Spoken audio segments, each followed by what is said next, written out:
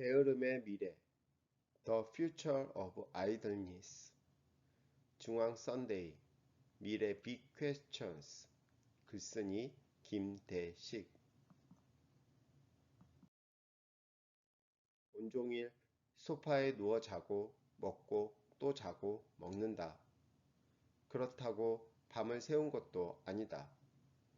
푹신한 침대에서 대낮이 될 때까지 자고도 말이다.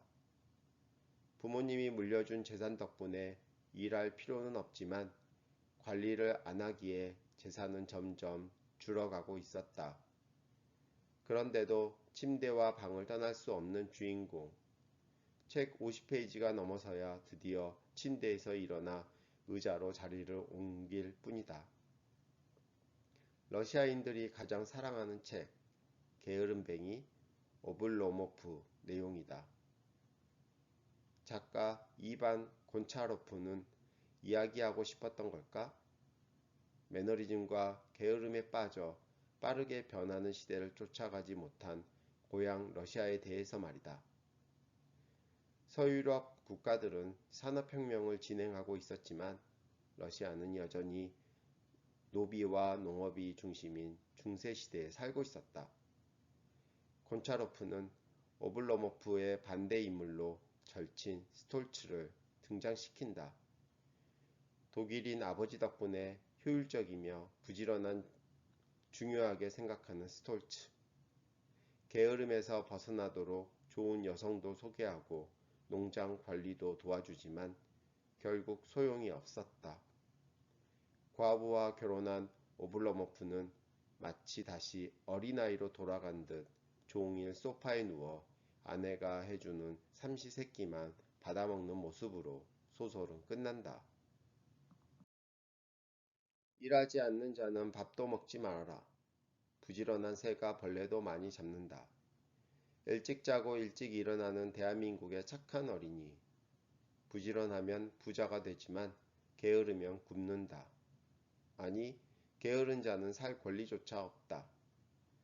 부지런한 이가 착하다는 말은 동시에 게으른 자는 사악하다는 의미를 암시한다. 일이란 무엇일까? 인간에겐 욕구가 존재한다. 심리학자 메슬로우가 제안한 욕구 단계에서 말하는 의식주, 안전, 사랑, 자아실현 같은 니즈들 말이다. 자아실현이나 사랑은 혼자만의 노력으로도 얻을 수 있겠지만 의식주와 안전은 대부분 타인과의 협업이 필요하다. 지리산 산골에서 자연인으로 살지 않는다면 내가 필요한 모든 것들을 자급자족할 수는 없으니 말이다. 내가 필요한 것을 다른 이가 가지고 있고 그가 필요한 것을 내가 가지고 있을 수 있다. 가격은 수요와 공급의 격차를 표현하고 우리는 그 격차를 극복할 만큼의 일과 노동을 통해 원하는 것을 얻을 수 있다.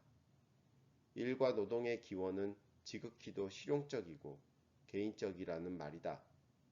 그렇다면 언제부터 노동은 성스럽고 게으름은 비난과 규탄을 받아야 하는 비도덕적인 행위가 된 걸까?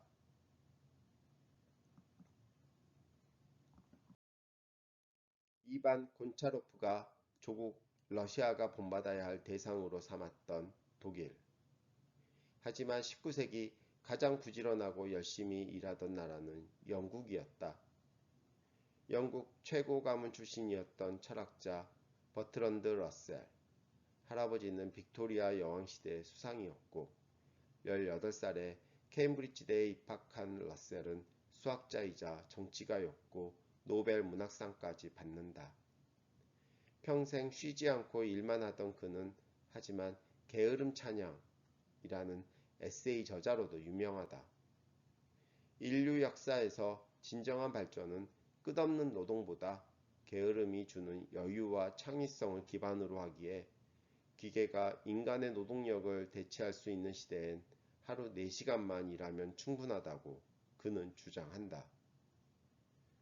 정말 부지런함이 인류 발전의 독이 될 수도 있는 걸까? 17세기 최고 철학자이자 수학자였던 르네 데카르트는 오블로모프를 능가하는 게으름뱅이였다.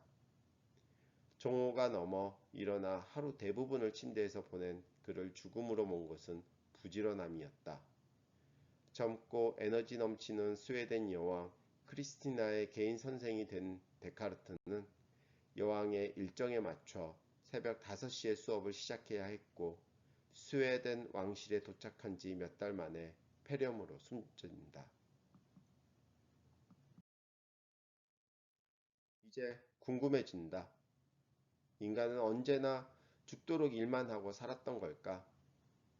케임브리지대 인류학자 제임스 서즈맨 교수는 최근 노동, 인류는 어떻게 시간을 보냈는가 라는 책에서 호모 사피엔스 역사 대부분 인류는 생존에 필요한 만큼만 일했다고 주장한다.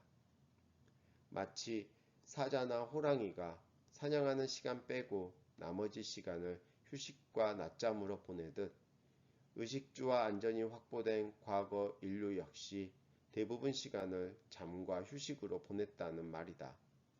결국 우리 호모 사피엔스는 대부분 오블로모프였다. 그렇다면 언제부터 우리는 필요 이상의 노동을 하기 시작한 걸까?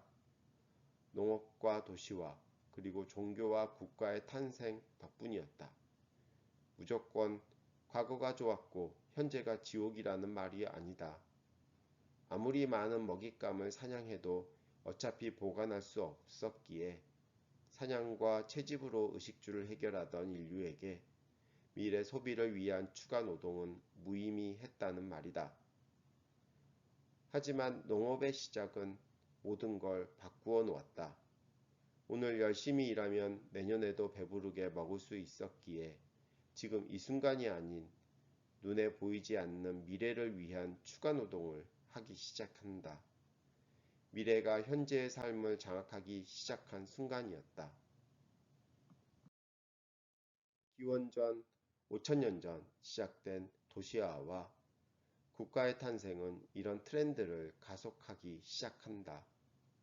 도시인들은 시장에서 거래하기 위해 더 많은 노동을 해야 했고 국가와 종교는 이제 새로운 이데올로기를 주입한다. 개인만이 배부를 정도가 아닌 신과 국가가 만족할 만큼으로 일해야 한다고 집단 종교와 국가는 일로 지친 이들을 불러내 거대한 동상을 세웠고 낮잠과 여가를 즐기던 인류는 성벽과 신전을 지어야 했다. 물론 도시와 국가는 문명과 편안함을 가능하게 했지만 노동 그 자체는 사실 성스럽지도 선하지도 않다. 천국에서 쫓겨난 아담과 이브에게 주어진 노동은 상이 아닌 벌이었다. 고대 히브리인들은 알았다. 노동은 벌이고 게으름은 천국이라는 사실을 말이다. 노동 그 자체가 새로운 종교가 되었기에 사회학자 막스 베버의 주장대로 게으름을 가장 멸시하는 개신교 사상을 기반으로 서유럽과 북유럽이 세상을 지배하게 되었는지도 모르겠다. 하지만 피터르 브리헤르 식도락의 마을에서 보듯 인류의 영원한 꿈은 여전히 게으름이지 않을까? 그렇다면 게으름의 미래는 무엇일까? 타인과 함께 생활하고 대도시로 이주하며 우리는 부지런해지기 시작했다. 아니, 부지런할 수밖에 없었다.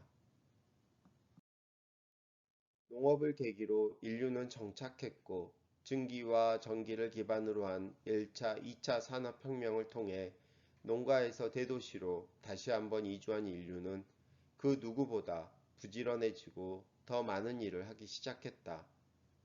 하지만 이제 IT를 기반으로 한 3차 산업혁명과 인공지능 위주의 4차 산업혁명은 노동과 인류의 관계를 다시 과거 모습으로 되돌려 놓고 있는지도 모르겠다. 기계가 육체적 노동과 지적 노동력을 대체하고 대량 생산하기 시작하는 순간 인간의 노동은 더는 필수가 아닌 선택이기 때문이다. 그리고 이것은 새로운 현상이 아닌 노동의 정상화라고 해석할 수 있다. 30만 년 호모 사피엔스 역사 중 의식주 해결을 넘는 노동이 필수였던 시절은 지난 1만 년에 불과했으니 말이다. 배부르게 먹고 낮잠 자는 사자들, 그들의 생각을 읽을 수 없으니 어떤 꿈을 꾸는지 우리는 알 수 없다. 하지만 기계에 대부분 일과 노동을 넘겨준 인류 역시 다시 배고플 때까지 잠만 잔다면 새로운 지식과 과학의 창출은 불가능하겠다. 하지만 게으름이 나태와 매너리즘이 아닌 지적 여유와 상상력을 가능하게 한다면 게으름의 미래가 유토피아가 될지 아니면 디스토피아가 될지는 우리에게 달려 있다. 게으름이 무기력과 나태가 아닌 탈노동의 시대의 새로운 인류의 모습 역시 가능하게 할 수도 있다는 말이다. 끝. 듣고 읽는 명확한 한국어 클리어 코리안 제공